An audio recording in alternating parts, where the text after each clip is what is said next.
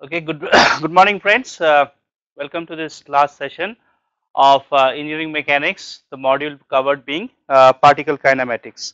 So, just to briefly recapitulate what we have done thus far is that we have been able to talk in details about rectilinear motion. Firstly, the concept of what is a rectilinear motion should have been clear to you by now, and secondly, the applicable laws of how to derive the position, velocity and acceleration starting from the elementary concept of differentiation and integration was recapitulated. One very important type of rectilinear motion that was discussed in sufficient details was that of constant acceleration. So, just to recapitulate those formulas, we had d2x dt2 to be given as A, and when you integrate this you had dx dt, which is by definition velocity, equals to at plus an integration constant, and it turns out that this integration constant is nothing but v at t equals to 0, which is c1 is v at t equals to 0, which implies you could write this relation as v equals to u plus at. So, u is velocity at t equals to 0, and doing a differentiation again we would have got x is equals to ut plus half at square. So, these are the two formulas that you would have seen right from your high school days as the elementary formulas used in particle kinematics, and we had done that in a little different fashion starting from the formal definitions and thereby going towards it. Now, with the last class we had almost completed the discussion associated with rectilinear motion. We took both the functional representation and the graphical representation as examples. We did fairly non-trivial problems, and we solved a few routine problems. We did this non-trivial problem. The solution to this problem involving gravity changing with locations has been posted in your course pack by now. So, please do visit your course pack, you will be able to find the solution for this problem. As I said, this problem is pretty non-trivial and probably not one of the kind which is asked in an examination, but none the same this is an important problem, and this is something like a mini project or an assignment for you guys. You could practice how to solve such particle kinematics problem involving numerical computation, and I have posted the solution for you on the course pack. So, today we will begin our analysis of planar motion. So, as the name suggests, the planar motion is of the kind where the particle will lie in a plane during motion. So, in terms of Cartesian coordinates, you definitely require two variables to describe its motion, and that would be x and y in this case. So, in this case we have an example for you where the particle position for any time is given as 6 cos t, 6 sin t, but the z variable of the particle is going to remain at 0. So, to animate this kind of motion, let us show you the animation here. So, this is how the particle is moving. I hope you are able to see the animation. We are playing it back and forth. This is how it is moving forward in time, and now it is moving backward in time. So, this is how a planar motion would look like. You could construe this like some ant crawling on a table, and the table is fixed at z equals to 0. Table is a surface. So, therefore, you have, when this ant is crawling on a table on that kind of a path, you have the ant executing a motion of the kind that you see on your screen right now. So, the deal is if we have to graduate from rectilinear motion to planar motion of the kind that is shown in the animation, the question is how do we analyze such kind of motion. So, that is what we will undertake presently, and hopefully the projectile motion would be a very special case of that kind of planar motion. So, what we presently have is we need to discuss planar motion. So the starting point remains the same, that we have a position of the particle in terms of time. The functional relationship between the position of the particle in terms of time is given to us. So r is the position of the particle,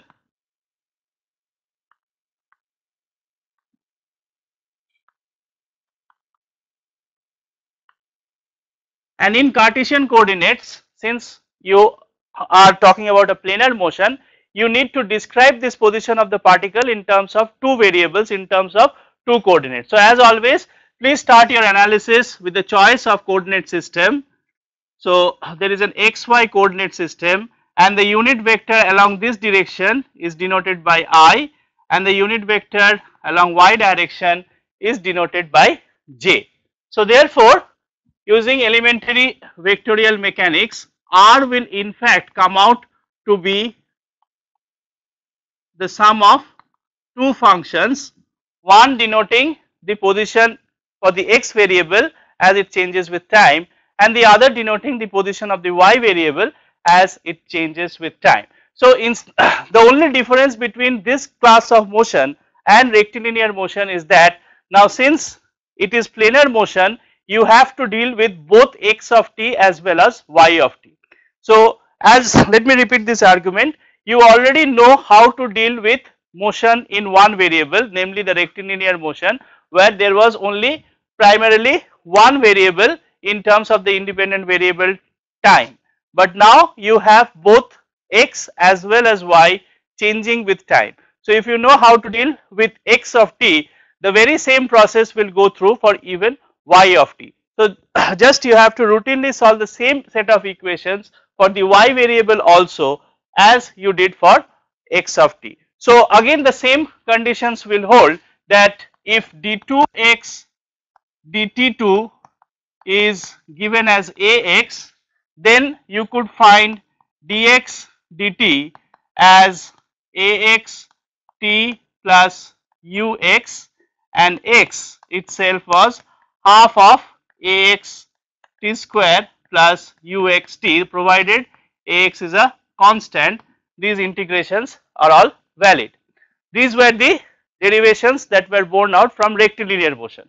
Similarly, now in planar motion, since you have both x and y to be changing with time, but if you have starting from this relation, again you will have d2y dt2 equals to ay. If it is constant, then all these steps will go through in an identical fashion.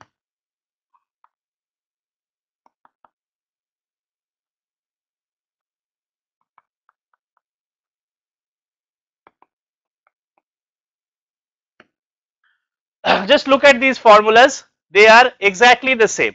Whatever formulas we derived for the x motion is the same as the formula we derived for the y motion. That is because we are assuming that both x directional acceleration and y directional acceleration is just the same. So this is to show to you that planar motion is actually no big deal. It is just rectilinear motion repeated twice, once in terms of the x variables and another in terms of the y variable. And the velocity acceleration relationship, as I just told you, is just the same. If we had seen that the velocity is given by the derivative in rectilinear motion, now the velocity is given as dx dt in the I direction and dy dt in the j direction. So it is a composition of these two functions. Similarly, the vectorial acceleration in case of planar motion is given by two terms. The first term in the I direction is the second derivative with respect to the y. The second term, which is in the j direction, is given as a second derivative of the y. So these results tell us that both the forward as well as the backward calculation, the forward calculation is what you see on the slides, that is if x of t and y of t is given, how do you find v of t, the velocity with time, and acceleration with time? You see the velocity with time can be found out as a differentiation for both the x component as well as the y component. Similarly, the acceleration can be found out as a double derivative for both the x component and the y component, and when you add these x components and y components, you get the total velocity and the total acceleration. Likewise, if you have to repeat the process in the other way around, that is, given the acceleration, how do you find velocity and how do you find displacements? At least for the constant acceleration case, this is what has been shown on the board. So just the reverse formulas will hold good, but these formulas should not appear to you as completely different formulas. They are in fact what has been derived for the case of rectilinear motion under constant acceleration. It is just that we are repeating in a twofold fashion, once in terms of x and the other in terms of y. So this bullet is very important. In component form, analysis is completely identical to that of rectilinear motion. Please, when you are given planar or spatial motion, please try to look at individual components of the planar or the spatial motion. In case you do that, every component will have the analysis which is identical to that of rectilinear motion, which is why I had a great deal of emphasis on rectilinear motion, because I believe if your understanding of rectilinear motion is well set, you are all set for planar motion and 3D motion.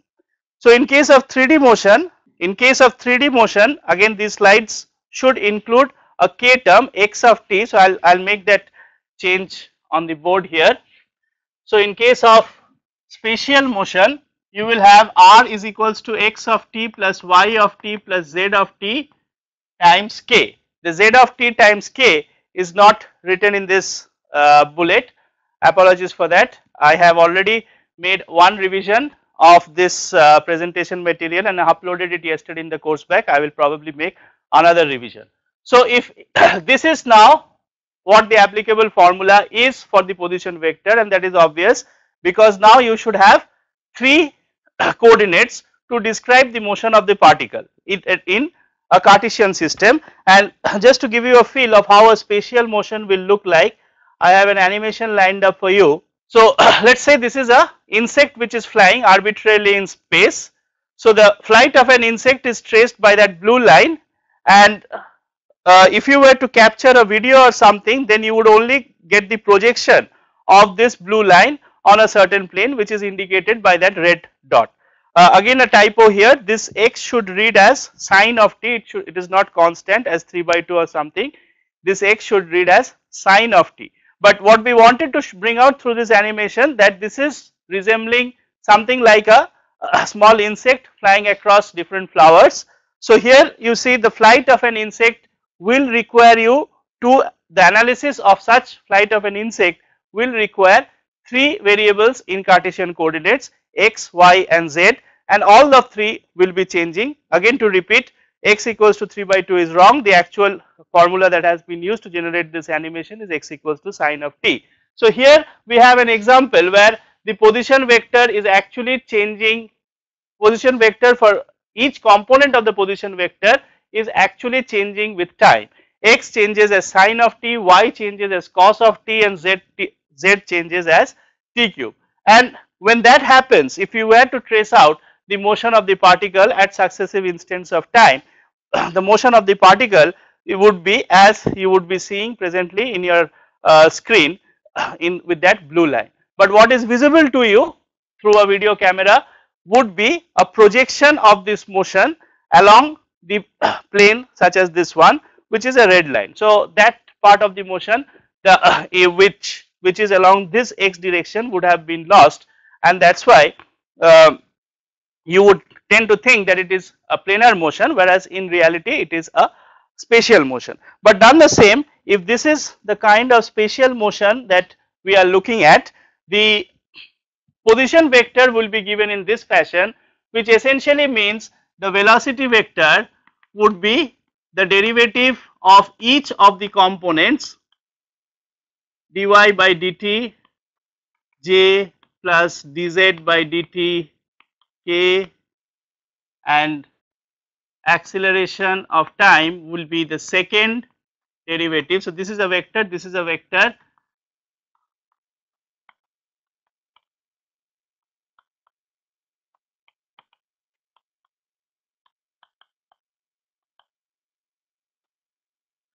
so this is the forward problem, that given the velocity, given the position in terms of time, how do you determine the velocity, how do you determine the acceleration. So this is how we determine the velocity and the accelerations for you. And the backward problem is exactly the same, that if the acceleration in the x direction is given, then the velocity in the x direction can be determined through this formula by an integration. The position can be determined by this formula by another integration. Similarly, if the acceleration in the y direction is given and it is known to be a constant, then the velocity in the y direction is given by this formula, and the coordinate itself, the y coordinate itself, is given by this formula. Because the acceleration is constant, the integration is quite trivial. And similarly, you will have one more set, that is, if d2z dt2 is known to be a constant, dz dt can be determined as AZT plus initial velocity in the z direction, and z itself will be half AZ t square plus UZ t. So all the formulas, so again I apologize that both my formulas for velocity and acceleration doesn't include the third component. This is a cut paste error. Thanks to the technology of computers, we tend to overlook these errors, but I would definitely correct this mistake and put a revised handout for you in the course pack. So just the generalization of 3-dimensional motion is just the very same. It is just a repetition of the rectilinear motion, but this time it is 3 times for both x, y as well as the z variables. So again I have the important takeaway that in component form the analysis is completely identical to that of rectilinear motion. Yeah. So now coming to the very important case of projectile motion. So in case of projectile motion, what we are looking at is the following. So projectile motion, I would like to think of it as a special case of planar motion. To describe a projectile, so describe any particle that is thrown with any velocity in this gravitational field, and this time gravity is constant. The question is, how is this particle going to move in an xy plane? So the coordinate system used in our analysis is the xy coordinate system. Along the x direction you have the unit vector I, along the y direction you have the unit vector j. So projectile motion, as we now understand, is going to be a special case of planar motion.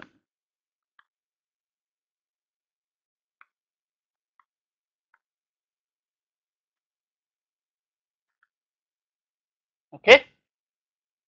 And what is the special case? Now since you are talking about planar motion, you can get rid of the z terms, you can get rid of these terms, you can get rid of these terms.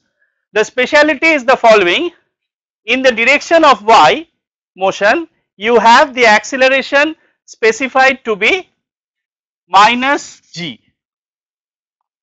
If this is your choice of coordinate system, remember the acceleration due to gravity will be acting in the minus y direction. So the acceleration due to gravity in the minus y direction, the acceleration in the y direction would be minus g. There is nothing about z in this problem because this is a planar motion, so I will wipe this out. What about the x direction? In general, you will not have any x directional retardation or acceleration, so therefore you will have this to be 0. So the x component of the position vector is not showing any acceleration, because as I have told you is that when we deal with projectile motion, we tend to look at it as a special case of planar motion. Planar motion will have an x component of motion and a y component of motion.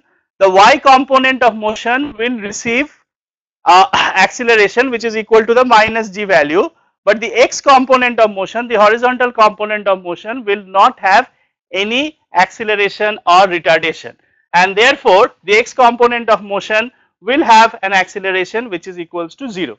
So if Ax is equals to 0, it is easy to see that dx dt is equal to ux. That means whatever is the initial velocity at the initial time remains true for all other times. So the velocity along x direction is unchanged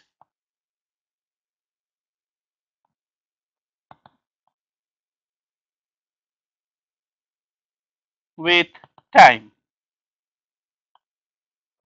This is not true for the y directional velocity. For the y directional velocity, ay will pick up a value of minus gt, because you have the second derivative of y equals to minus g. When you take integration once, you will get minus gt plus uy. Uy is the initial velocity in the y direction, and then if you take, so this denotes that the velocity in the y direction changes.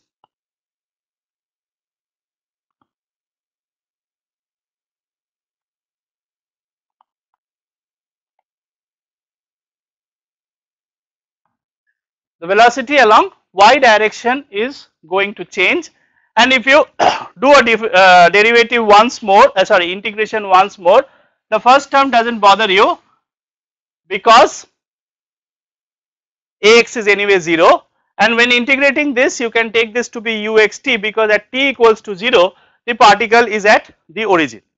Similarly, when you integrate this you will get minus of gt square, because ay this time is minus g, and minus gt square plus uyt is going to be y. This is also under the assumption. So both these equations are derived as x equals to 0, y equals to 0 at t equals to 0. There is no further constant of integration arising. So these are the applicable formulas. I would like to emphasize at this point that all these formulas need not be memorized. If you know the formulas for the rectilinear motion, derivation and problem solving for projectile motion should in fact be a child's play for you, because it is just derivable along the same lines as rectilinear motion. It is just that you are solving rectilinear motion twice, once in terms of x coordinates, the other in terms of y coordinates. The difference in the two solution process arises from the fact that the acceleration along the y direction will be minus g, along the vertical direction you do face an acceleration which is effectively the acceleration due to gravity. Along the x direction there is no such acceleration due to gravity. I have to write in white this area. Okay. I am sorry, my support staff just tells me that I should write between these lines because that will be visible to you. I will try and take care in the remaining part of the talk that I will write within these boundaries. Okay. So hereafter I will write within these boundaries as has been reminded by my support staff. Thank you. So carrying on with the projectile motion, this is I wish to show an animation at this point of projectile motion. Yeah, so this is very important, that the projectile motion is a rectilinear motion with two components, wherein ax is equals to y and ay equals to minus g. So all the formula can be derived in just a few minutes, as you have seen. Please do not memorize any relations for projectile motion, because that will tend to confuse you. In fact, at this point I do not have any relations committed to my memory, but I hope I will be able to do the problems right at this point without using any memorized formulas. So I will at this point try to shuffle across to my animations to give you a feel what a projectile motion looks like. Yeah. So here you see the animation of projectile motion. As we have animated, we have tried to be fancy in this animation. We have plotted both the x directional velocity and the y directional velocity as the projectile is moving. Please note, the y directional velocity changes with time, whereas the x directional velocity is constant, right. The x directional velocity is constant at 7.07. Y directional velocity, you will observe, is constantly changing with time, and that is because the formula says so. If you note, the x directional velocity is constant, and for this purpose ux has or vx has been chosen as 7.07, whereas the y directional velocity is continuously changing. And also to show you that x directional velocity and is indeed remaining constant, what we have done is when the projectile is starting from the origin, we have this basket and this ball. So you observe that always the basket is lying right on top of the ball. Both the basket and the ball will have the same x directional velocity as is brought out through this animation. Whereas the y directional velocity of the ball itself, when we keep track of it, it is continuously changing. For the first half of it, starting from the point at which it is shot, that is the origin, to the topmost point, as you now see, the y directional velocity will be positive. Whereas after it reaches the top here and it starts coming down, the y directional velocity will be negative, and that makes sense because if you look at the y component of motion, instead of looking both the components together, if you simply concentrate on the y component, the projectile has got to come up and then go down, right. So therefore for the first half of the motion it should be positive, the velocity should be positive, and the next half of the motion the velocity should be negative. That is what we are seeing here, which is all nice and fine. In fact, it will be nice idea if you can plot the energies now associated with the projectile motion, though energy is typically at this stage not taught to you, but in case you do observe the energy of this projectile, the red one is the kinetic energy and the blue one is the potential energy. So the potential energy profile follows exactly the same path as the profile of the projectile itself. So it is going to be like a hump, but accordingly the kinetic energy, which is the sum total of kinetic energy in the x direction as well as the kinetic energy in the y direction, that will have an inverse kind of a hump. The sum total of kinetic and potential energy will in fact remain constant. So though typically in particle kinematics we do not talk in terms of energies, but I just wish to clarify that energy does remain constant as is observed through these animations. So without further delay, let us therefore take a problem to demonstrate how this projectile motion does solve out. Okay, so again a very non-standard kind of problem, something that is not given in books of engineering mechanics I have chosen for this class. That is, we will take an example from cricket. I hope all of you love watching cricket, and this is an example which is taken from the cricketing solution. So what I will do is I will write the formula once again, maybe in some corner for ready reference, and I will demonstrate the workout of all these formulas to this problem. So the formulas are Vx is equals to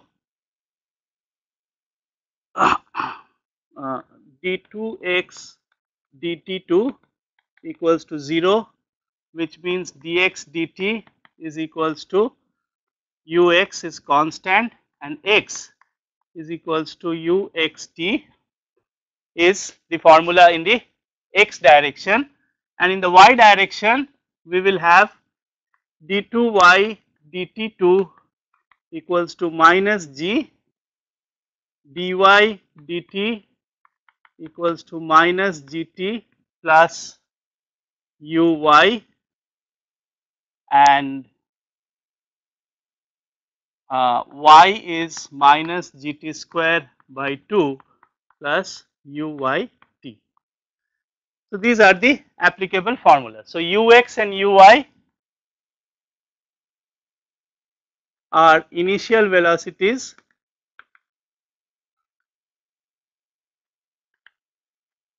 in x and y direction. Okay, the problem that I have posted in slide number 50 is as follows. You have this lovely Melbourne cricket ground shaped like an oval, and this is the pitch of it. So I am drawing the top view of the cricket ground, and the batsman is somewhere here, and the fielder is positioned exactly 100 meter behind the batsman in the direction of the bowler. So the fielder is somewhere here. Okay. Now what happens is the following, that the batsman strikes the ball at a speed of 40 meters per second.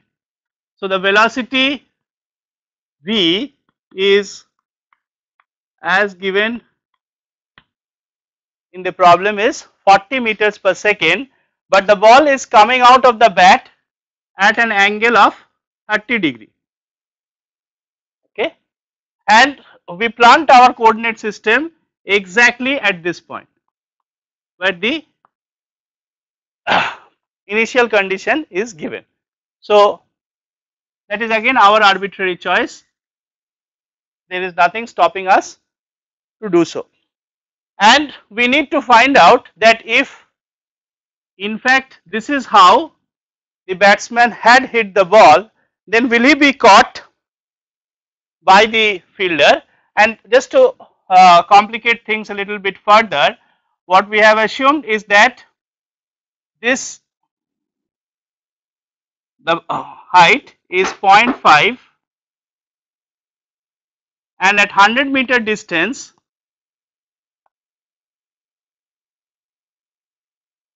a tall Australian fielder of height 2 meter is standing up here.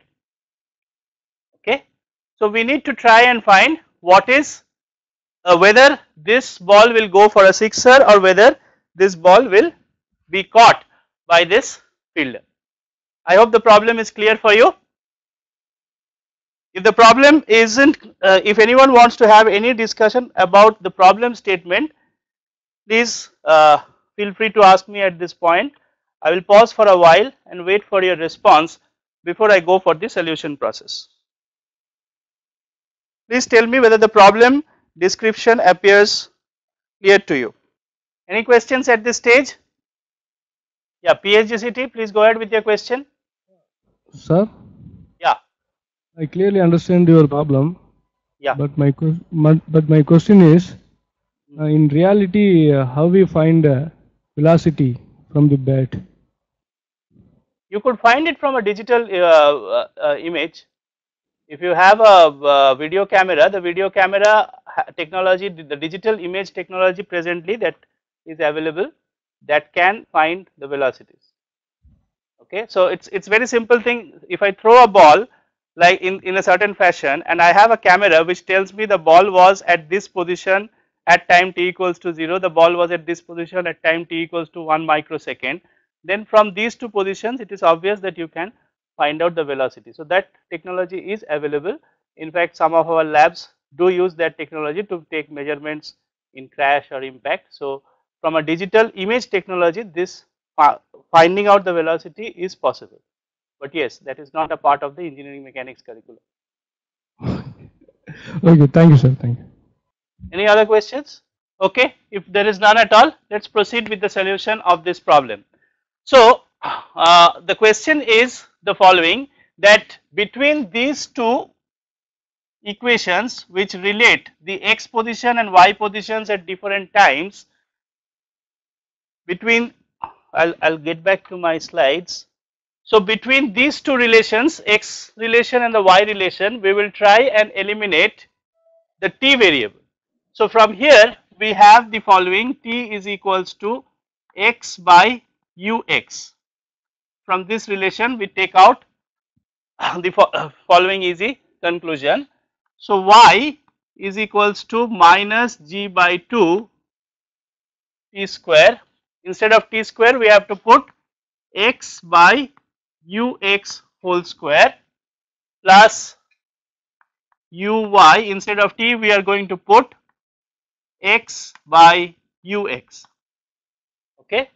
So just we are replacing in this relation, we are replacing t with x by ux, and with a little more effort this comes as uy by ux into x minus g by 2 ux square into x square.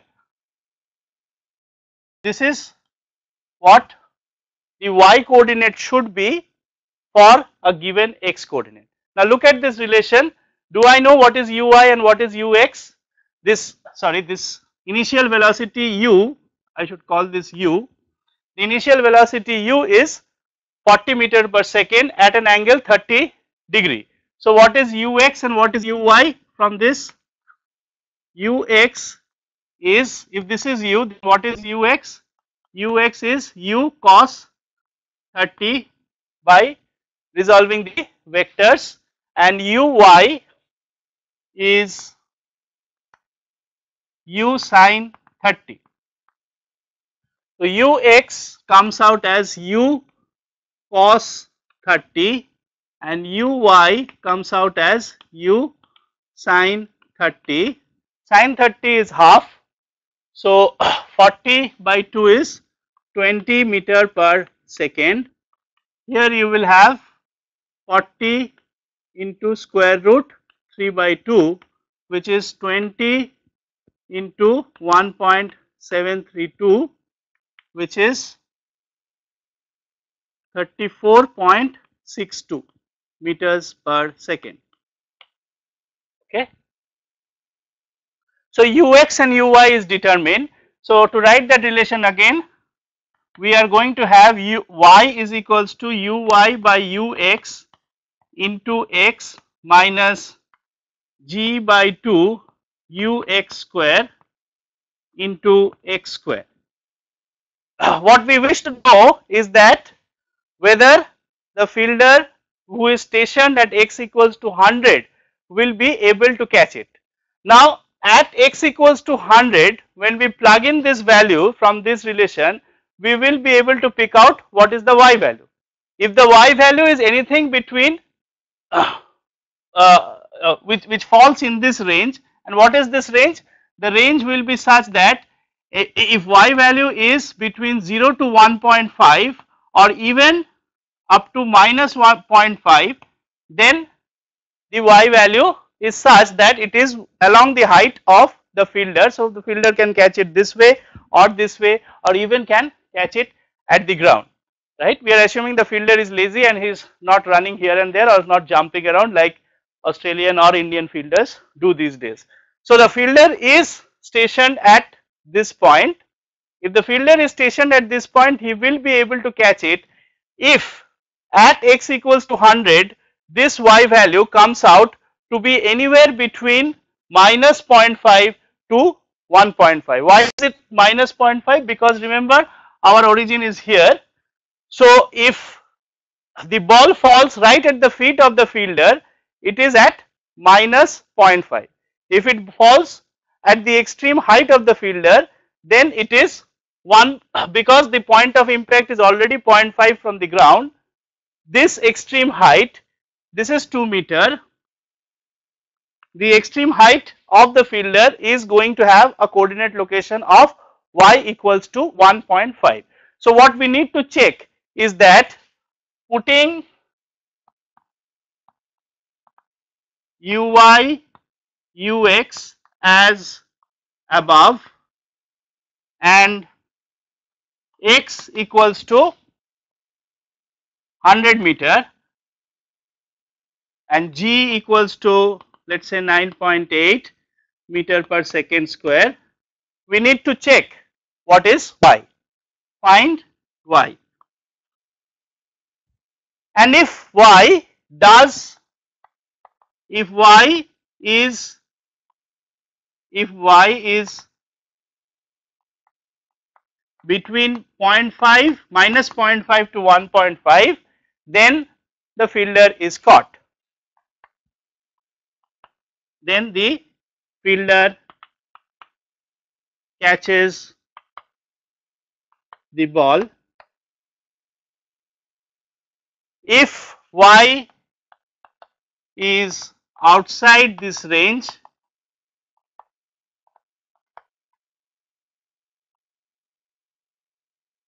then it is a sixer, or rather if y is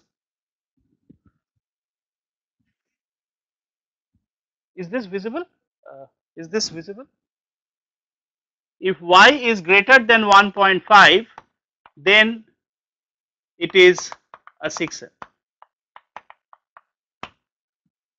So I will pause for a while and you must tell me by plugging in these values whether in the present case the batsman will hit a 6 or he will in fact be get caught, or there can be another possibility that y is even lesser than 0.5. Let us see which of these three possibilities does turn out. So I will give you about 5 minutes time to make this calculation and let me know what are your answers. In the chat box please write what is the answer that you are getting for this calculation. Plug in the value of x equals to 100, g equals to 10, uy is equals to this 20 meter per second, ux is equals to 34.64 and you should be able to get the answer. Okay, PSGCT seems to have completed the calculation. I will wait for some other responses. ECTN you seem to have completed, but your answer is, the numerical value of your answer is incorrect. KNMU is asking me a general question that is there any effect on range of projectile if we change the mass of the body? Please understand kinematics is without consideration of the inertial properties of the body. The mass of the body will affect the motion, but that part of it will be understood when you do kinetics or dynamics. But now we are doing kinematics where the mass has got absolutely no role to play. So if the way it will in fact affect in reality is that some of these conditions like what we said, that d2y is by dt2 is equals to minus g, that may not be true, because if the mass is large or if the volume is large, then there will be drag and there will be aerodynamic effects, because of which even this part will not remain as 0. But those things are not within the purview of kinematics. In kinematics we are saying that given the acceleration, how do you determine the position? And this question is answered without reference to mass. It is not a simplification. The actual acceleration itself will change once the mass is changed. Okay, if you do consider things like aerodynamic drag and so on. But if once you know that the acceleration that a cricket ball encounters is in this fashion, you could even say that it is a fraction, or you can add some corrective constants here. But once you say that the cricket ball encounters such and such acceleration in the y direction and such acceleration in the x direction, then this particle kinematics results will enable you to determine the trajectory of that ball. That is why we say kinematics is about the geometry of motion. It does not discuss the causes of motion. Once the motion is set in terms of its acceleration, the motion can be tracked using these laws of kinematics. It is not about the cause of motion. I hope KNMU got the answer clarified. LMNIT, you also seem to have done it correctly. So we have 3 responses as yet, and I will give you another 2 minutes at the most to complete this calculation. KNMU has yeah, you have responded that your answer is clarified. LMNIT and PSGCT has got the answer correct. PCTN, please check your calculations, the numerical value is not yet correct. Amrita TN, you also seem to have got it correct. We have 4 answers by now. Yeah, LBSITW, you also seem to have got it correct. KSRCT got it correct. So the answer therefore is, the y will come out when you put in these values, y will come out roughly as 16.87 meter, which is far beyond the height of this fielder. So therefore it will go for a 6 definitely. So therefore it is a 6. Now as an exercise, you can repeat this calculation for u equals to 30. Just for your own practice, you can repeat this with u equals to 30. Obviously these values will change now. This will be 30 by 2 which is 15 meters per second, and this will be 30 square root 3 by 2, which is 15 square root 3 meters per second. And this time you will find, I will give you the answers as that you can check whether your calculations is correct. When the batsman does not connect so very well, and rather therefore the velocity of the ball during its impact is rather slow, instead of 40 it is 30, a drop of 10 meters per second, then you will find that the ball drops somewhere here, which is in front of the fielder. So in fact, if the fielder is a very acrobatic fielder, he should be able to run and catch it, and that running speed will turn out. So if you repeat this calculation, you will find out that for 30 meters per second the ball is dropping at a distance of 80.336. Sorry, the ball is dropping somewhere here. The ball is dropping on the ground here, and this distance is going to be 80.336 meter. And then the question is, what should be the speed of the fielder now if the fielder has observed that the batsman has played a shot towards him, but it is just that the shot is not well connected, which is why it is going to land in front of him. The question is, what should be the speed of the fielder that by the time the ball goes from this point to this point, the fielder also should have covered this extra distance, which is about 20 meter. So the answer, the exercise that I leave you with is that recalculate with velocity equals to 30 meter per second, what should be the speed of the fielder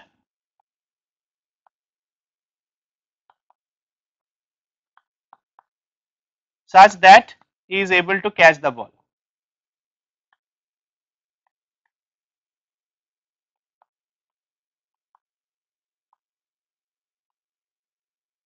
Okay. So this part of the calculation will be pretty much the same, that is x to determine what is the value of x at y equals to. So the first step for this will be use this formula now, with a difference that this time you wish to find for y equals to minus 0.5 what would be x.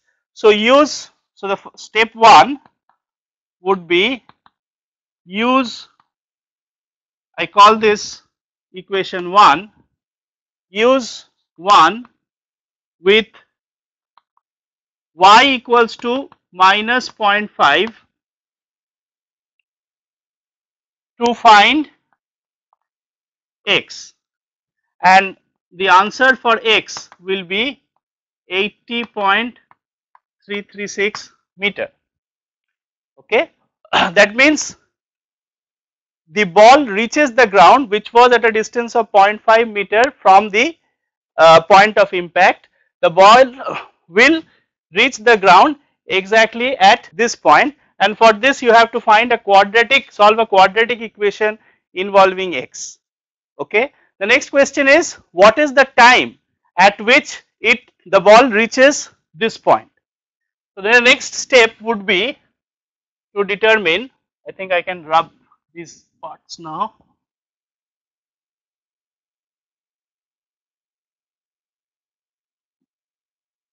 So the step 2 would be determine time required by the ball to reach the ground. Okay. So the ball has to travel an x distance of 80.336 meter. So we already know x is going to be ux times t. So therefore time is going to be x divided by ux. Okay. So the ball has travelled from the bat to the ground by a horizontal distance of 80.336 and a vertical distance from its starting point. The vertical displacement has been minus 0.5 meter, but this distance has been traversed within this much time. Now if the fielder is smart enough, he should start running directly towards the ball once the ball is hit, and if the ball is hit, that is the time t equals to 0. So within this much time, and this calculation will tell you that this is about 3 seconds. Okay, as per my calculation, it turns out x is equal with x equals to 80.336 and vx is whatever we have calculated. You will get about 3 seconds time before the ball leaves the bat and hits the ground, and within this 3 seconds the fielder has to run by this much distance, which is approximately 20 meter, right. So if it has to cover 20 meter in 3 seconds, what should be the speed such that he is able to reach the ball? So that will turn out to be step 3. So velocity of the fielder would be 100 minus 80.336 divided by 3.09 seconds. This is in meters, and that calculation will give you that this is about 6.36 meters per second. So if the fielder is pretty acrobatic and pretty athletic and is able to cover that much distance with a speed of 6.36 meters per second, the fielder will in fact be able to catch the ball. So these are some relations which demonstrate the use of formulas of basically rectilinear motion, but applied both in the x direction as well as in the y direction. And the purpose of solving the problem in the manner I have solved is to demonstrate to you that projectile motion is nothing but a collection of two rectilinear motions problems. If you understand it correctly, you should not have much problem in dealing with projectile motion, provided you understand what is rectilinear motion and how to solve it. So definitely these formulas are not going to be useful when you are actually playing, because by the time you make this calculation that you have to move at 6.36 meters per second, the ball would have definitely reached the ground and you would have got a thrashing from your fellow players. So don't use this formula while actually playing, but then none the same, I hope I am able to demonstrate to you these formulas are in fact quite easy to obtain. Yeah, there is a question. Firstly, I will take the question of PHGCT. How do we solve the PHGCT is asking me how do we solve the projectile motion problem without resolving into components. This is exactly what I tried to emphasize. Please don't try to look at projectile motion as a different kind of motion. As I understand, to my understanding, projectile motion should be, and it is far simpler to solve by resolving it into components, as I have just now shown you, rather than thinking projectile motion to be a new kind of motion with different kinds of formulas applicable to it. In my way of thinking, projectile motion is very simple, is simply thought of as two rectilinear motions, and with this viewpoint I am trying to teach you also projectile motion. I believe that is the easiest viewpoint to take.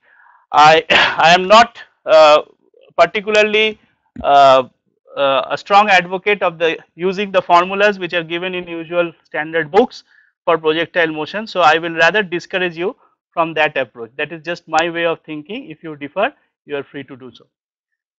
Okay, Amrita is asking me explanation of the y equation is required. Few students are not clear about the y equation.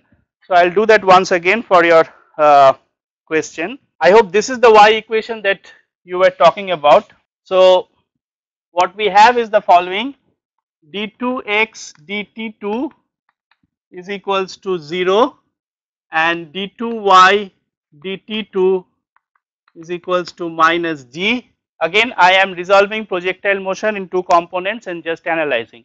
So if I take an integration of this equation, I will get the velocity at any time x, v at any time t along x direction will come out as ux, which is a constant because there is no acceleration, and the x motion itself will be ux of t. I hope that part is clear. And then vy of t equals to minus gt plus uy.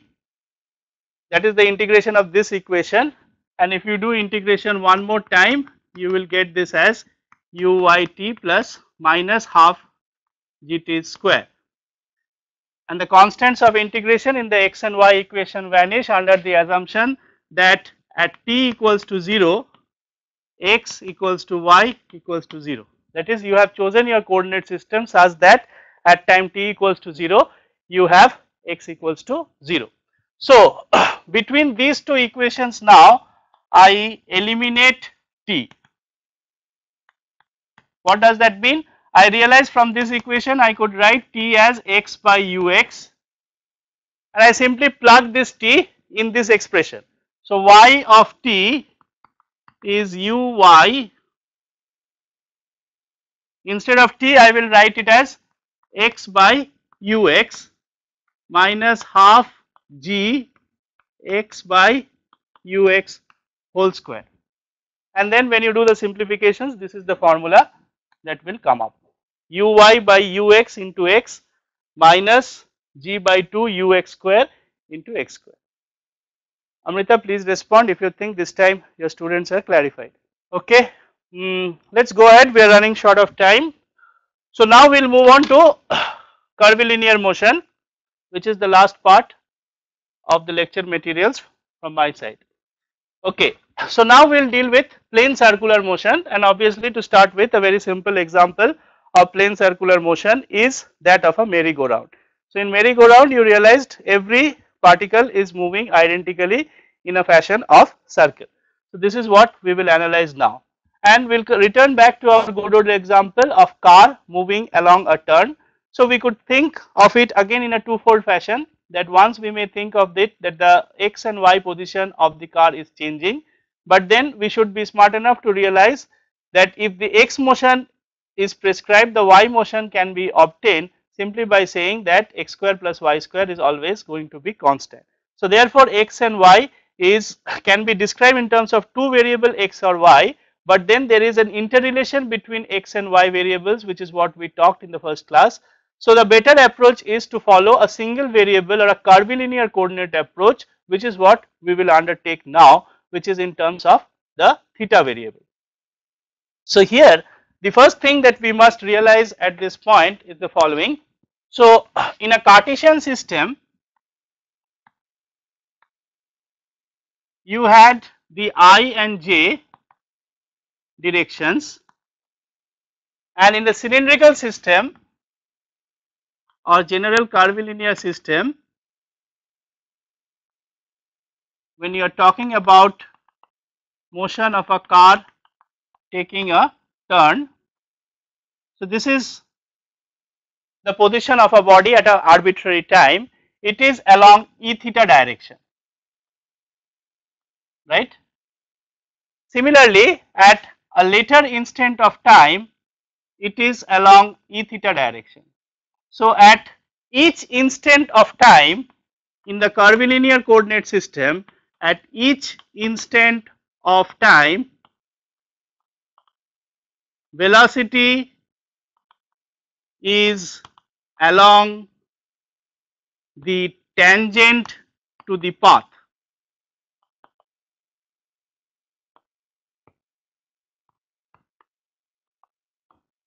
Okay.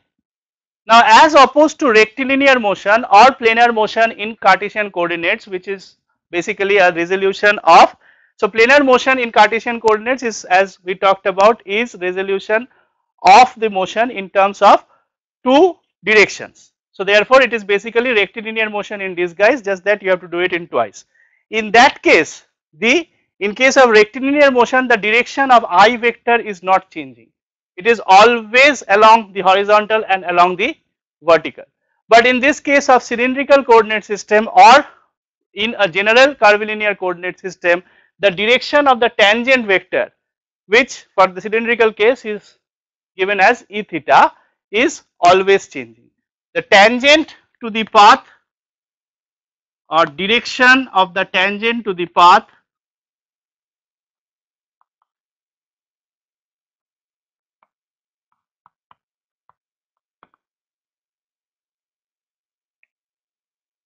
at each point. So this is the stark difference which is not there in Cartesian coordinates. In Cartesian coordinates, the direction of the unit vector is not changing, whereas in a cylindrical coordinate system or a curvilinear coordinate system, the direction of the unit vector will change. So that is what I have remarked in this bullet, that the direction of the velocity of E theta, which is the direction of the velocity, will continuously change with time and with space, and therefore this time we have to take a little more care, because there will be a derivative of this unit vector itself.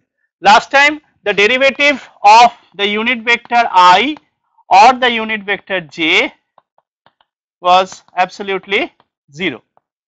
So there was no issue. But this time we will find that this analysis clearly demonstrates that velocity at each point which is going to be directed towards the tangent of the path, that velocity is going to keep changing, at least in terms of direction, if not in magnitude.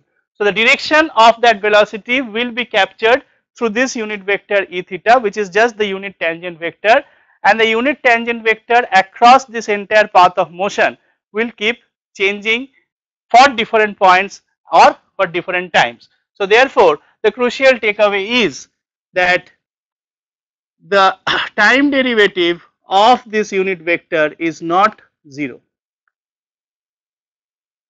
If we take care of this aspect, we will be able to understand and we will be able to formulate this motion characteristics in terms of the theta variable, which is what I plan to do in the next half an hour or so.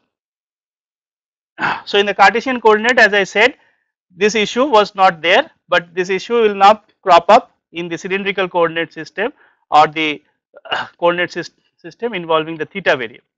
Okay, so let us take the bull by its horn. What is shown here in this dotted line is the track of the circular track, and the car is moving in a circular track. Again, all points in the car are having identical motion, because there is absolutely no change in that part of it. We have talked extensively on that in the first class. So therefore the car itself is idealized as a particle. We are talking about the body of the car. So the body of the car is idealized as a single point, because all other points have identical motion, and this is the car position indicated with the blue blob at time t, and at time t plus delta t the car has moved a little bit further, and within this time it has traversed a distance delta s. Now this delta s is very small distance which has traversed in a very small time, delta t. So let us see what we can do about it. So within delta t, the change in position is along the tangent to the path. That is the first point we realize, that this infinitesimal change in the position of the car is directed along the tangent to the path. It has no component directed perpendicular to the tangent. So this is a very crucial takeaway, that, and this is true for any arbitrary curve. This is not just true for a circular curve. For any curve that you may take, within two infinitesimal times, if these two time instants are infinitesimal, the change in displacement delta s will be directed along the tangent to the path. So if you know the path of the track in which your car is moving, then you know the direction of velocity is always pointing towards the direction of this path variable. As the path is turning, your velocity will obviously turn. This is with the assumption that you are not overtaking or doing a lane cross. With that assumption, this analysis is definitely valid. So carrying forward, so velocity, which is the rate of change of position, is therefore along the tangent to the path, and we have already identified, or we have given a name to the unit vector along the tangent, which is E theta. So E theta is our unit vector along the tangent and the magnitude of the velocity vector is v, but important to realize at this point is the the vectorial form of the velocity will include the magnitude together with its direction. The direction we have argued is along the tangent path to the path, and the tangent to the path is denoted by the unit vector e theta. So therefore the representation of velocity in this circular coordinate system is the vector velocity at any point is the magnitude of velocity into the unit vector. The unit vector is denoted as e theta. But as I said, that the important complication that we have to deal with now that we are dealing with curvilinear coordinates such as circular motion, we have to take into account the fact that the direction of e theta changes from point to point. So just to recall what happens in Cartesian coordinates. In Cartesian coordinates, when you rectilinear, for the case of rectilinear motion, when you said the velocity is v times I, then acceleration vector was defined as dv dt, and dv dt was straight away written as dv dt into I. So just the magnitude was differentiated. There was no problem because this I vector was taken to be constant. But can we repeat this step now for a cylindrical coordinate system? We can't, because now if we write v is equals to magnitude of v in the direction of unit vector e theta, acceleration is equals to dv dt, that is obvious, that formula does not change, but then d dt of v times e theta should be now written as dv dt e theta plus v d e theta dt using rules of calculus. And please remember, this is not 0,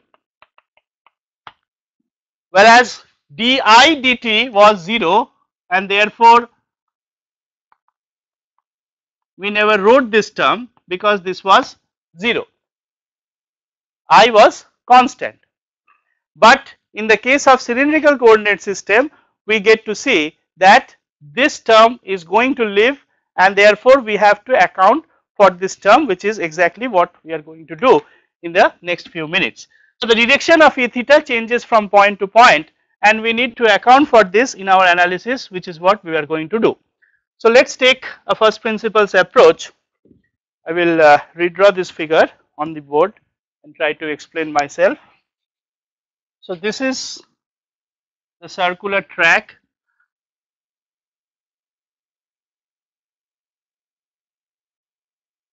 and these are the two positions. This is the position at T, and an enormously zoomed image.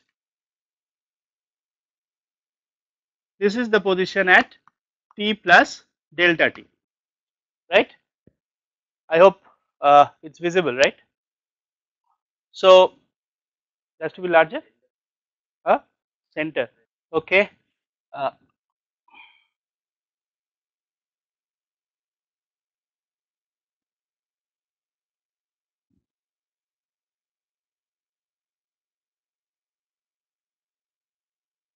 Okay, right.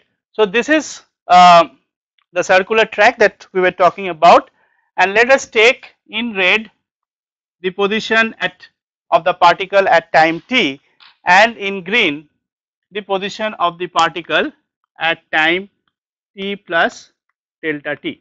So this is the position of the particle at two consecutive instants of time.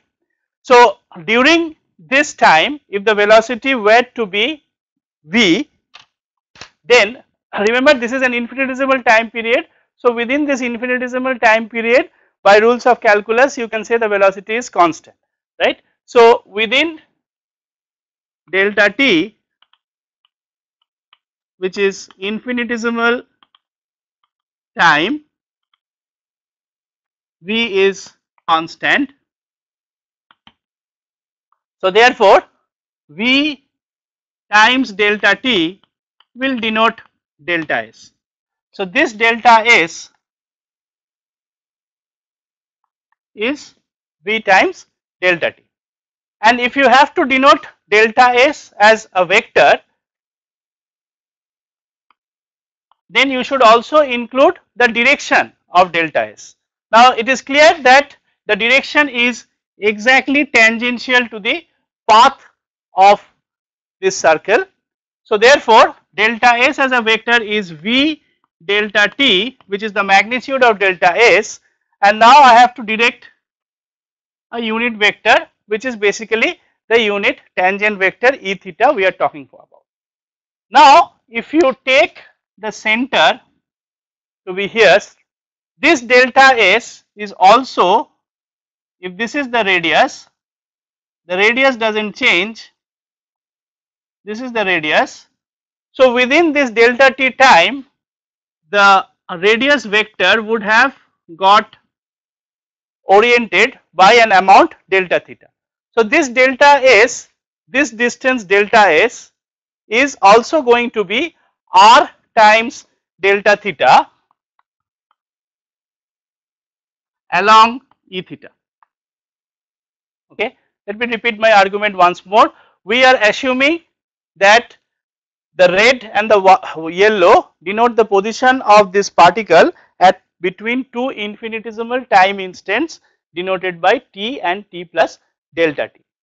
So between these infinitesimal time instants, the particle itself is able to traverse a distance v, which is a distance delta S, which is given by v times delta t, right? That part is clear. Now we could get this v delta S in two ways, either as v times delta t, or if we look at how much the radius vector has turned between these two time instants, then it is clear the radius vector within this delta t time instant would have moved by delta theta, again an infinitesimal amount. So this delta S could also be represented as r times delta theta. As you know, the circular arc, the perimeter of the circular arc will be r times theta, where theta is the measure of the angle in radians, as is usual in engineering practice. So therefore we have this relation. So this implies v times delta t must be equals to r times delta theta, and therefore v, the magnitude of it is r delta theta delta t. And now if you take limit as t delta t tends to 0, we will get to see r times delta theta delta t, which is r times d theta dt. Okay. So therefore velocity as a vector will be r times d theta dt along the e theta direction. This is again, oh, okay. So again, this is a formula which you definitely would have come across in your high school physics itself, and definitely in JEE type exams. So what this means in the other form that you would have seen is that you would have seen it in a form of r times omega. So this d theta dt is nothing but rate of change of angle, which is called angular velocity. So remember, theta is denoting the angular position of the particle, which is here. So the change in angle divided by the change in time within an infinitesimal period of time is the angular velocity. So therefore what we have is the velocity along the path of this circular track is equals to the magnitude of the velocity will be, so from this relation what we readily have is magnitude of velocity is r times d theta by dt, and usually if we denote omega as d theta by dt equals to angular velocity, then the magnitude of velocity is r times omega, and I am sure that in this form you would have seen this relation in even in your high school physics, not to mention in your JEE type problems if you have taken such problems in JEE. So definitely this is not a new relation, this is a relation which is coming back to you, it is just that the form of it is changed and it is made little more formal, a little more rigorous in its derivation.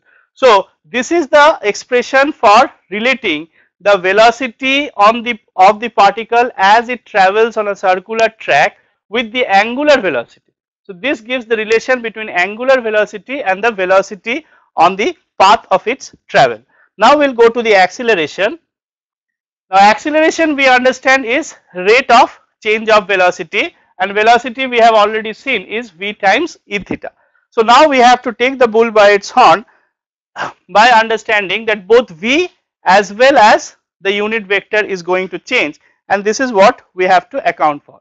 So therefore our starting point is the following: v is equals to, the vector v is equals to the magnitude of it in the direction of e theta, and therefore acceleration, as I wrote few minutes back, this is possibly a time varying velocity.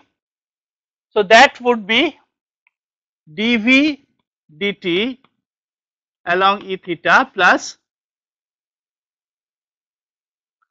v times d theta dt. Now this magnitude of v we have already identified as r times omega, right? The magnitude of velocity has been identified. So therefore dv dt is r times d omega pi dt, because the r in this case does not change because it is a moving in a circle. If it is moving along an arbitrary curvy fashion, then even the r will change, and I have an example in the end to show you that sort of a problem. But let us at this point keep ourselves concentrated on a car moving on a circular track. If the car is in fact moving in a circular track, we have just showed you that the magnitude of v which is denoted as v in this case, v is going to be r omega, and therefore dv by dt is r times d omega dt. So d omega dt will be called as angular, this is also d2 theta dt2, it is called angular acceleration.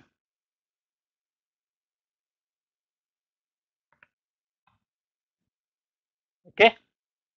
Now that part was simple. We still need to address this part, which is how do we find out the rate of change of the unit vector e theta, and that is what I am going to explain it to you in the following few slides.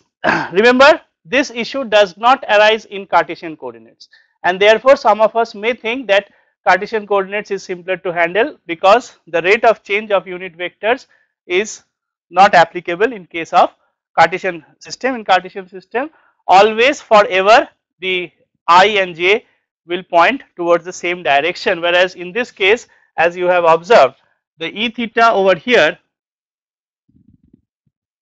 the e theta over here, which is tangent at that red point, is not the same as e theta which is tangent at some other point. So the direction of the tangent obviously keeps changing even within an infinitesimal time period, and that is what has to be properly accounted for, and that is the purpose of this lecture. Okay, so let us take the bull by its horn, and I would again draw this same figure now in a blown up fashion. So we are trying to establish a formula for acceleration, which is dv by dt in the direction of e theta plus v times d dt of e theta. This is our objective. With that objective, let us try to analyze a portion of this circular track. So at one point we have the tangent vector as e theta. At a neighboring point which we come across after a lapse of time delta t. So this is e theta at time t,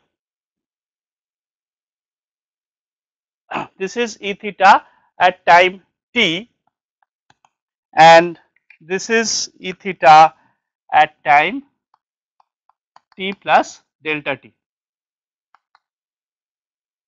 Okay.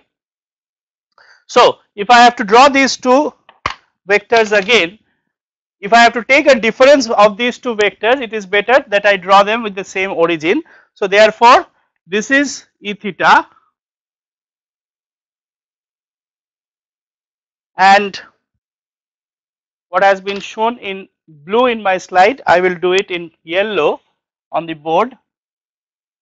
This is E theta at time t plus delta t. Remember, both are unit vectors because both, and that is represented by this hat sign. Both are unit vectors, so both have the same magnitude. So therefore the difference between these two vectors within a delta t time is just this much. Okay. So this distance is in fact E theta t plus delta t minus E theta at time t. Okay, and this is what is delta E theta. So delta E theta, this is not a unit vector, I am sorry, I should not put a hat on it. This delta E theta is the difference between these two vectors that has been shown. E theta is what happens at time t, and E theta t plus delta t is the unit vector at time t plus delta t. The rest is simple algebra.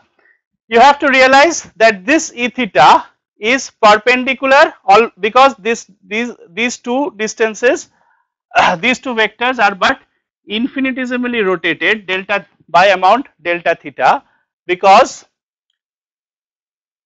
this is, these are the two radius vectors. It doesn't look like a radius vector.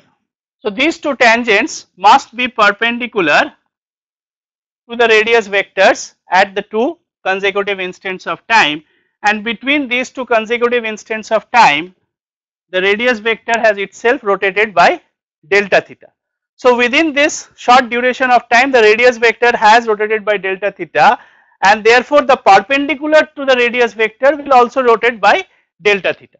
So this angle is also delta theta with that logic. So therefore these two, within this infinitesimal time duration, this change is going to be along the radius vector. So the change in the direction of this E theta unit vector is readily seen from this graph, that it is along the radius vector. Now the rest of it is simple logic, which is what I will do from my slides itself. So we realize that this difference vector is not a unit vector, that is very obvious. So what is this difference vector? This difference vector is having a magnitude which is denoted by these two bars, and what is the what is this distance? This distance is going to be the magnitude of this distance multiplied by delta theta, right. So this, if I call this as S, so this S is going to be magnitude of E theta into delta theta, because this is a radius vector which is getting rotated by delta theta. Okay. So therefore the distance, this white distance is going to be E theta magnitude, which is this, into delta theta, which is this rotation. So this radius vector has got rotated, but then the magnitude of a unit vector is 1. So this is basically delta theta in magnitude, right. But it is, so delta E theta is a vector, it is along the direction of E, what is the notation I have put? It is along the direction of the radius vector. So this is En. Okay. So what I have found out at this stage is that delta E theta is delta theta in the direction of En. What is En? En is pointing perpendicular to the tangent vector, right. This is En for me, which is perpendicular to the tangent vector. So if delta E theta is delta theta times En, with that we come back to the derivative formula that we are looking for. D E theta dt from first principles is limit of delta E theta, that is the change in E theta, within a infinitesimal time duration, and delta E theta has been now calculated as delta theta times En, right. So, delta theta times En is delta theta divided by delta t, and in the last slide, you would have noted this relation which gave us V times delta t was R times delta theta, which means delta theta by delta t was V by R, right. V is the magnitude of the velocity. So, with that, if we make this substitution, this is what we get. So, delta theta by delta t is V by R. So, we have just substituted in this last relation, instead of delta theta by delta t, we are calling it V by R along the same direction, which is En. So, at the end of the day, what we have derived is d E theta dt is V by R along En direction. En is perpendicular to E theta, but towards the center of curvature. Okay. So, with this relation, now we are all set to get the acceleration, because acceleration is dv dt times E theta plus V times d dt of E theta, and now we already have this equation derived for us. So, if we plug this in, we get acceleration in time dv dt was shown to you as r times alpha, or r times d omega dt into E theta plus v square by r into En. Okay. So, this is the tangential acceleration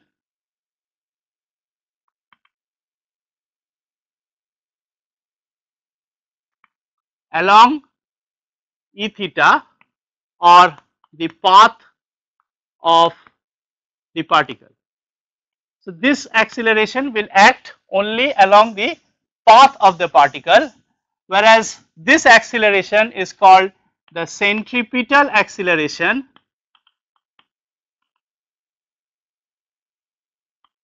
and this is perpendicular to the path but directed towards the center of curvature.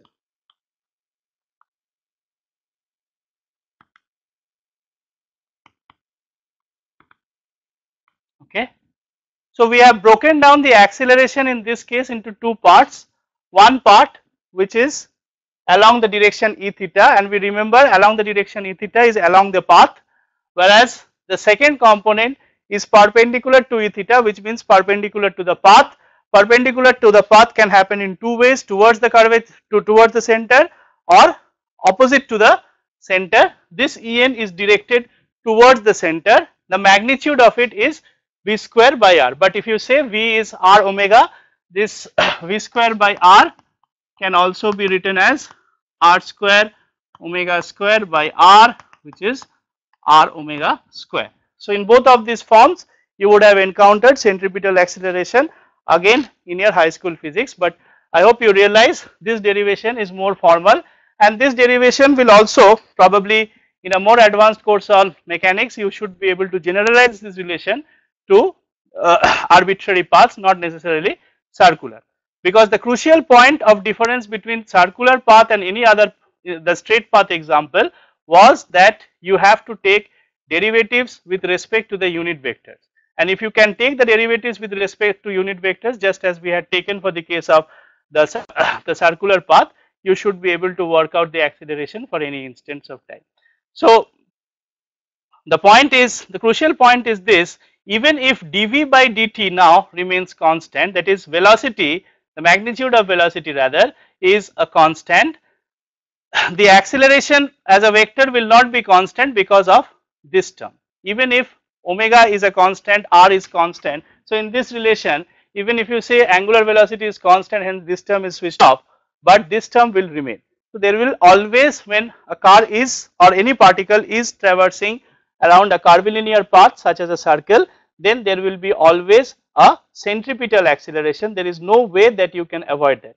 There is no way that you can, unlike rectilinear motion wherein it is possible to have motion in the absence of any acceleration, for the case of curvilinear motion it is not possible, or motion on a curvilinear track I should say, for a motion on a curvilinear track it is not possible to have acceleration which is 0. You must have centripetal acceleration even if the velocity remains constant, because that exactly accounts for the fact that your direction of the velocity changes even if the magnitude does not.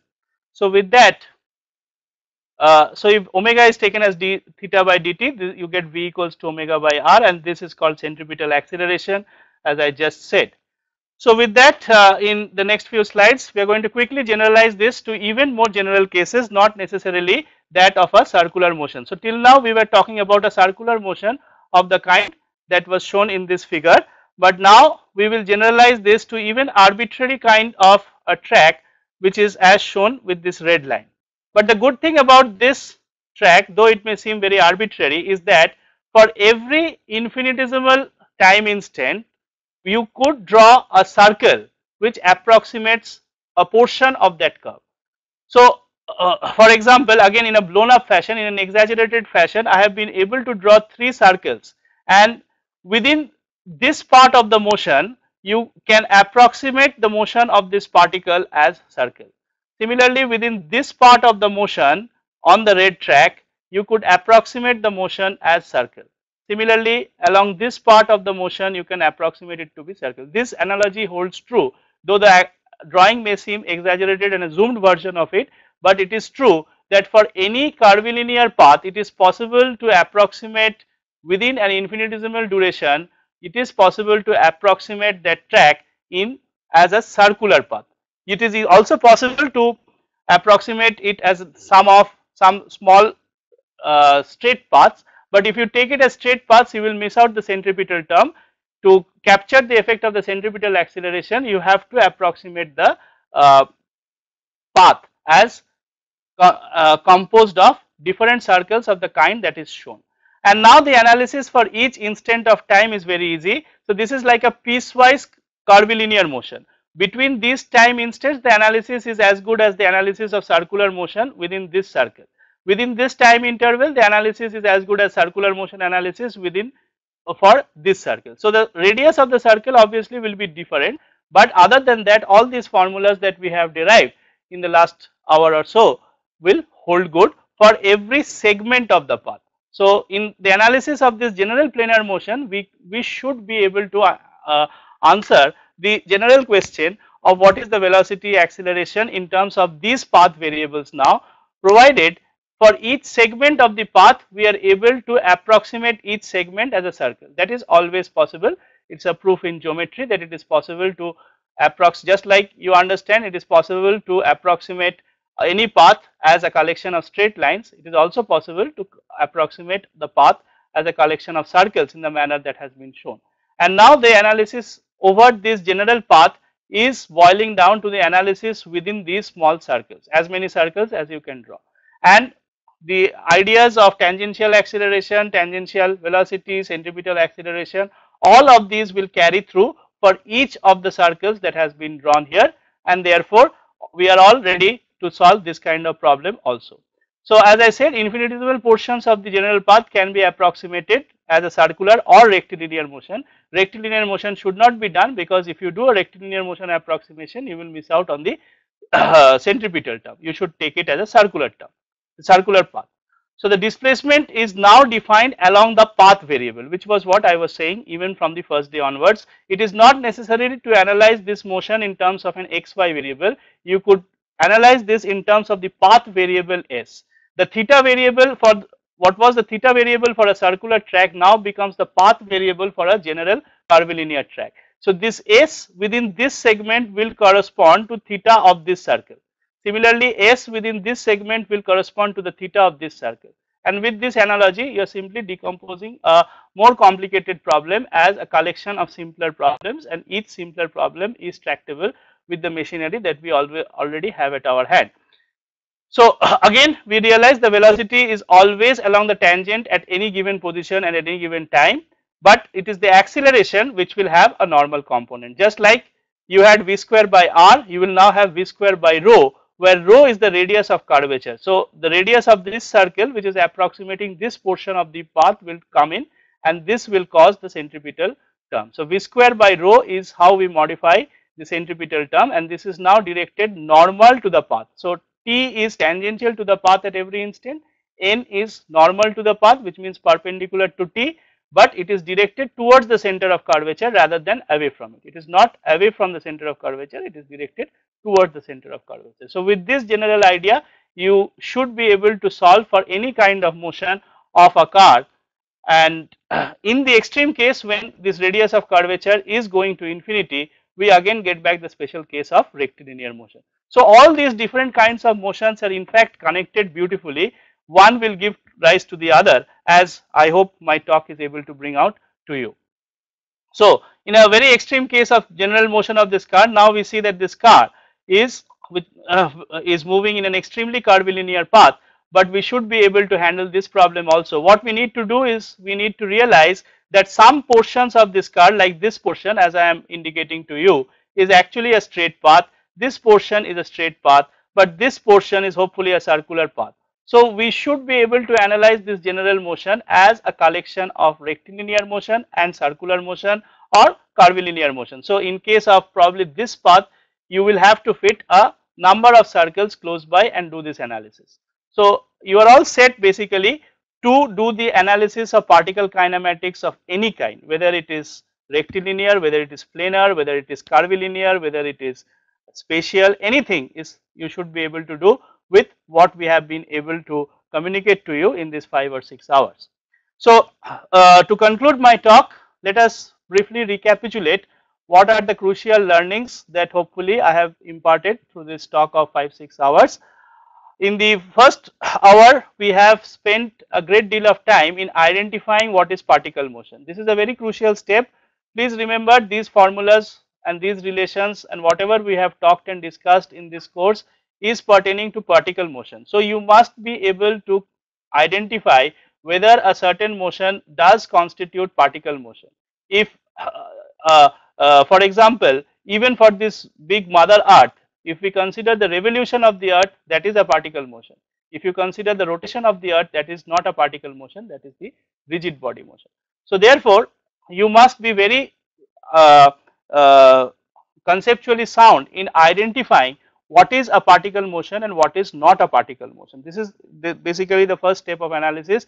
Don't jump up seeing of a problem and try to fit either a particle motion formula or a rigid body motion formula onto the problem.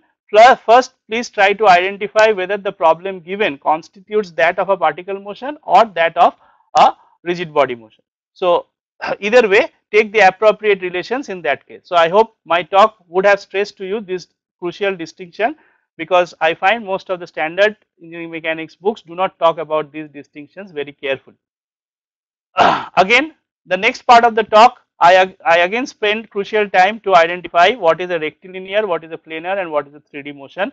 My spelling of rectilinear is incorrect, excuse me for that. Again, I will make that correction in due course.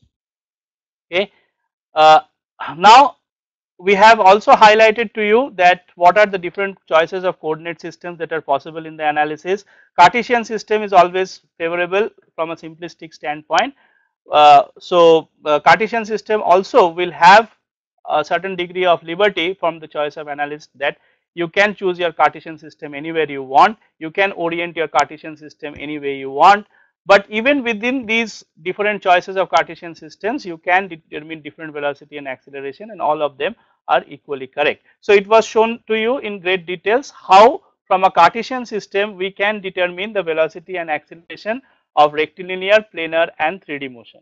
That is, given the position as a function of time, you should be able to determine velocity and acceleration from the particles of the particle simply by a differentiation process, whether it is rectilinear, whether it is planar, or it's 3D. And the rectilinear, planar, and 3D is just the same in a Cartesian coordinate system, because it is just whatever we do in rectilinear motion, we will keep doing in planar motion also, just that we will have to do it for 2 variables. In 3D motion, we have to do it for 3 variables. The same formulas are applicable, and as a special case of this, we encountered the crucial we encountered the crucial problem of projectile motion, which is, I guess, a problem of your interest in your curriculum. But I look at it simply as a special case of planar motion wherein the accelerations are either constant or 0, and thereby you can derive everything of projectile motion as a special case of planar motion. So, the forward problem, as I just said, given the position you can determine the velocity and acceleration. The backward problem is also true, given the acceleration you can determine the path of the particle. That is exactly what we did for the projectile motion and the solution of a simple problem involving cricket. So, hopefully that strikes a bell in your mind. What I have stressed a lot in this talk is that you should plot and interpret the displacement of velocity acceleration plots. I have strongly encouraged you to look at computational softwares at the minimal MS Excel, but more favorably MATLAB and Mathematica and other scientific computational softwares. You should start practicing and getting into a habit of plotting different functions that you see in engineering. That will give you a feel of how the function changes and also deriving formulas out of it.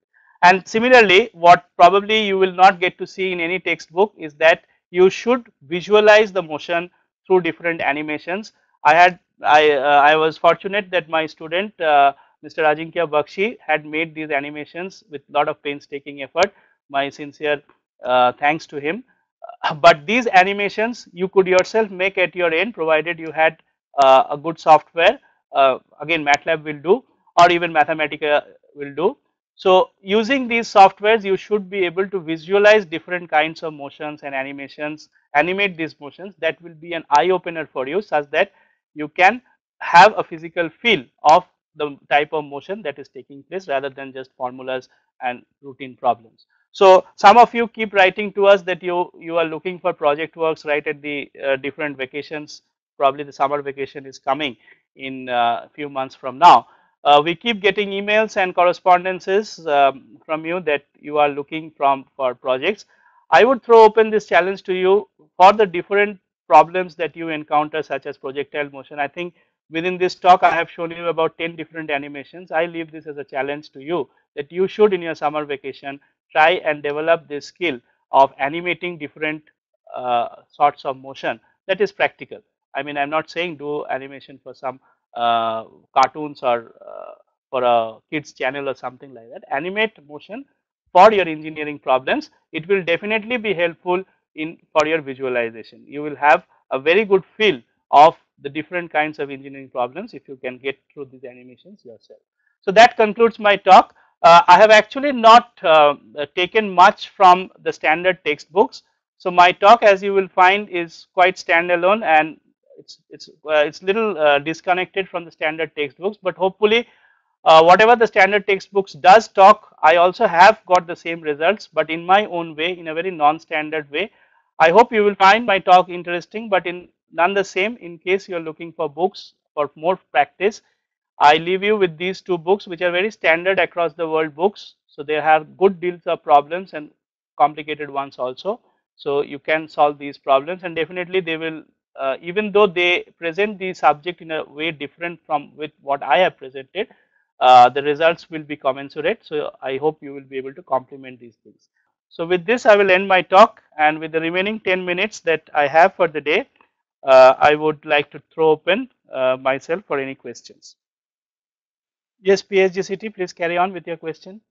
Sir, in projectile motion, Yes. so the acceleration you are taking in negative. Yeah. So when the ball or any particle is moving upward, so we are taking negative. When it will come down, once it will reach maximum height, after that it will come down. What happens? I get your question. I get your question, but I think let me clarify this. So, what I have taken, you will remember that I have taken a coordinate axis. Please remember, the solution of any problem starts with a choice of coordinate system. Please do not miss this step.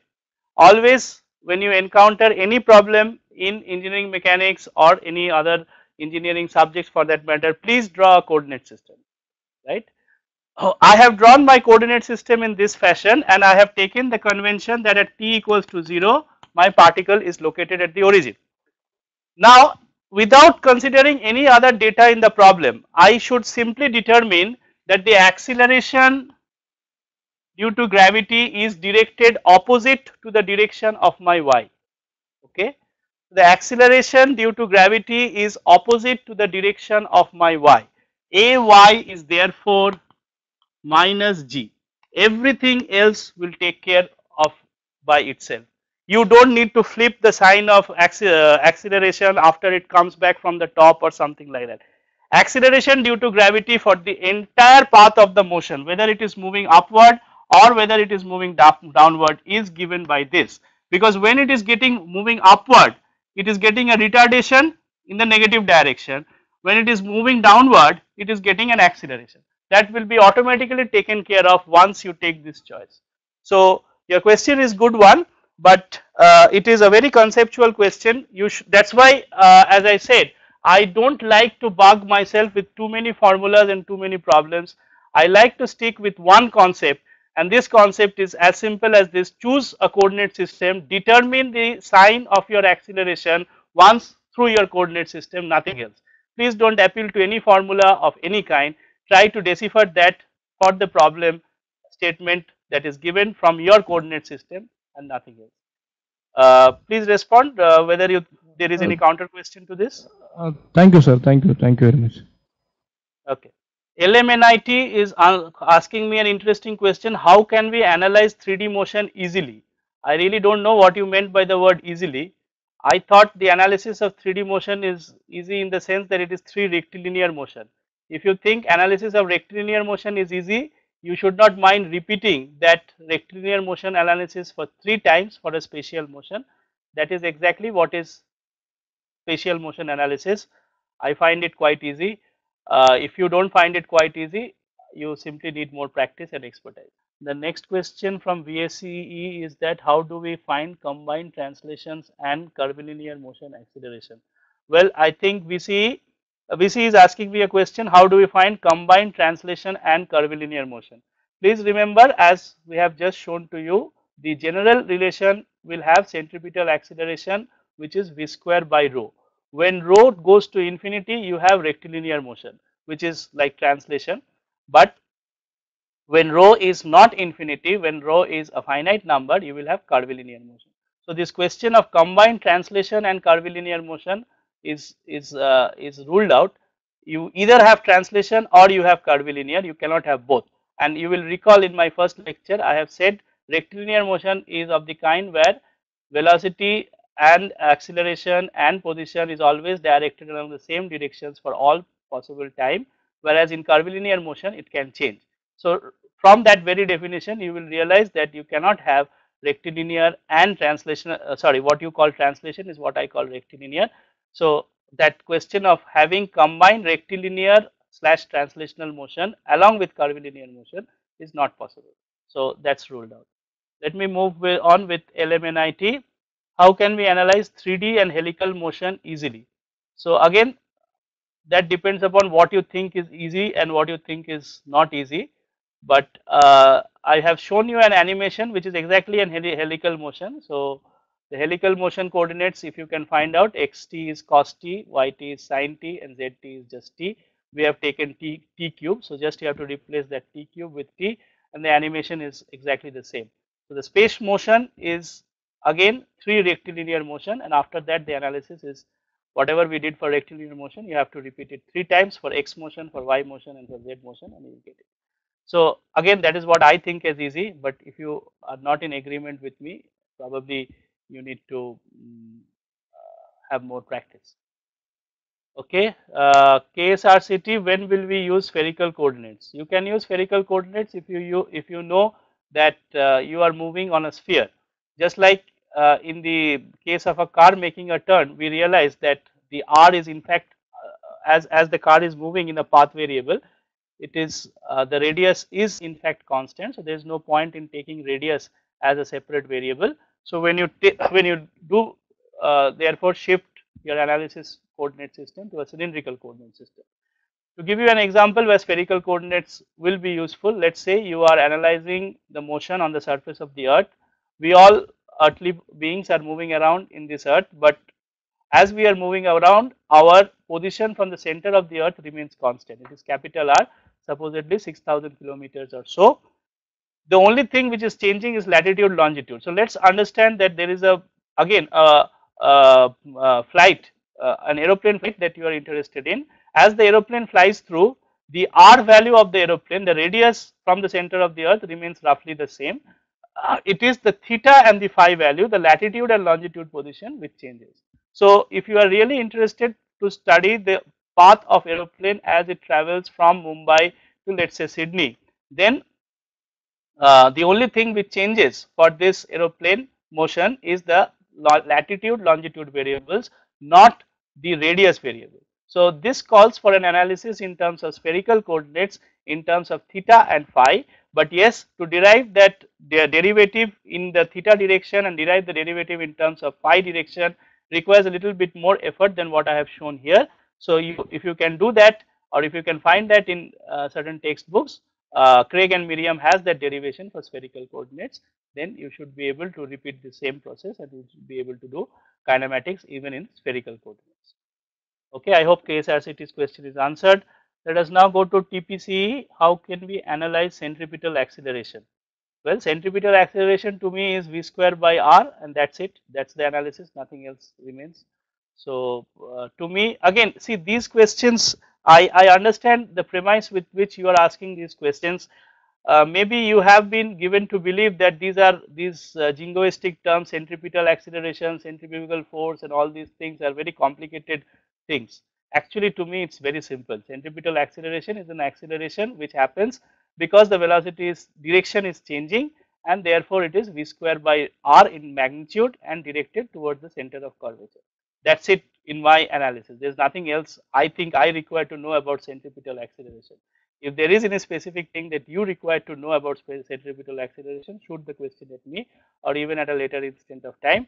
If you have a question, you can write to me, and hopefully I can answer that for you.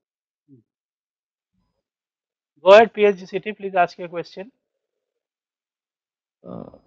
Sir, so I have one question. So I want to know when we have two balls. So with 10 kg mass, another one is 100 kg mass. So we drop two balls certain height. So I want to know which one is will come first. The question that you are asking me now was answered by Galileo about 400 or 500 years ago, if I am not mistaken.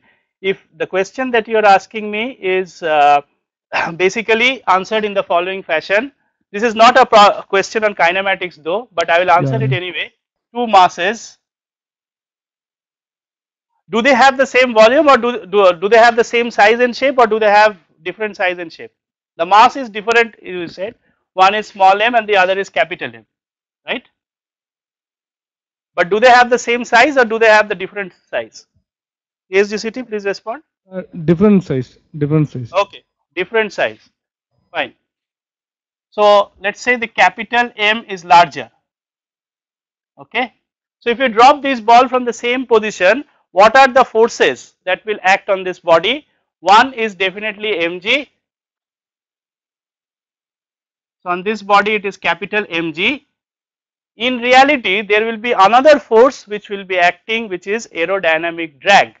As the body is dropped, the aerodynamic drag will be present. Now since these two bodies have different shape and size, the aerodynamic drag on this body will be different from the aerodynamic drag on this body, which is why I asked you this question. So the aerodynamic drag on this body will be capital D, and on this body will be small d.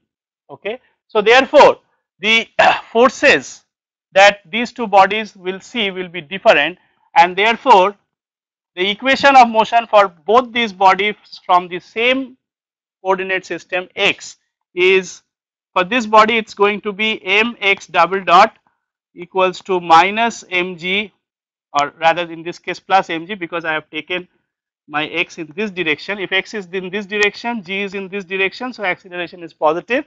So mx double dot plus mg minus small d is the motion of this body, whereas the motion of the other body, the bigger one, is capital mx double dot is equals to capital mg minus capital D, which means x double dot in this case is g minus d by m, and in this case x double dot is g minus d by small m. So depending upon what is the aerodynamic drag, if you say that you are doing this in vacuum, then obviously these two things are not there and they will have exactly identical motion. If there is no aerodynamic drag and you are actually performing this experiment in outer space, then obviously the two motions are identical, but in outer space you do not get g. So let us say you are doing it in air, but you are doing it in an evacuated chamber where there is no aerodynamic drag, then these two terms will not spoil the fun. But if you are actually doing this experiment in earth, then there will be aerodynamic drag which will be different depending upon the shape and size of the body, and therefore these two bodies will not have the same motion. Have I answered your question? Have I answered your question, or you have anything else to say? Okay, thank you, sir. Okay. VC, yes, please go ahead. Please go ahead, VC. Please go ahead. Hello, sir. Will you please explain when a particle is taking combined rectilinear and curvilinear motion, how do you find velocities or acceleration? Can you give me an example where you think there is combined rectilinear and translational motion for a particle? In a spiral crank mechanism.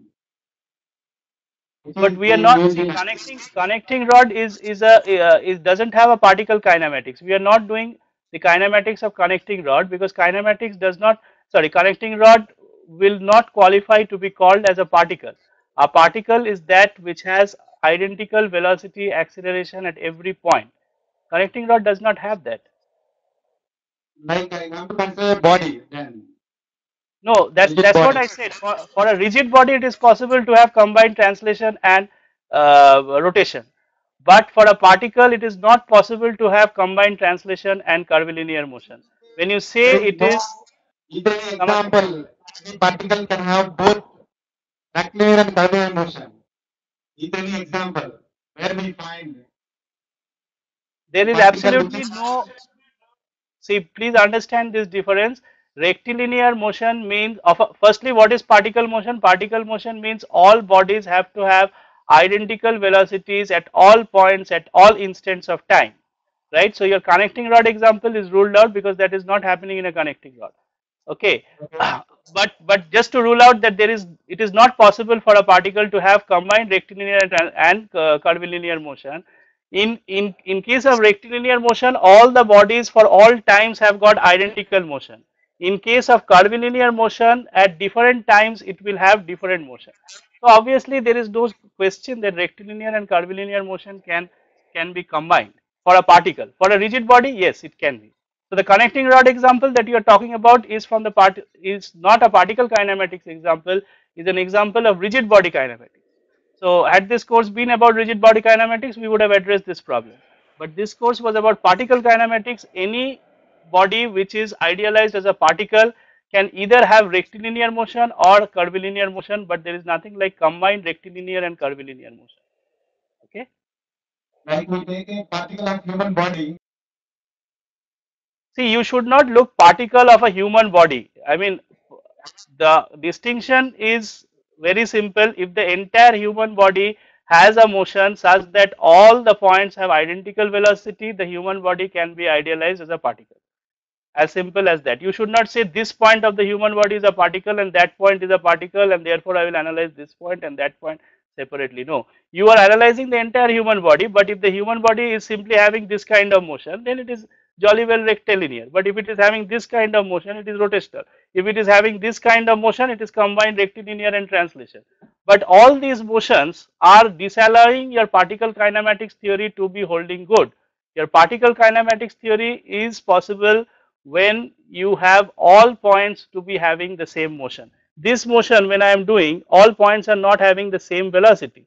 This motion when I am doing like a connecting rod, as I am translating and as I am rotating, this is like a connecting rod, this is also having different points having different velocity. So therefore this is not a particle in the first place. So if it is not a particle in the first place, then why are we talking about it in this class?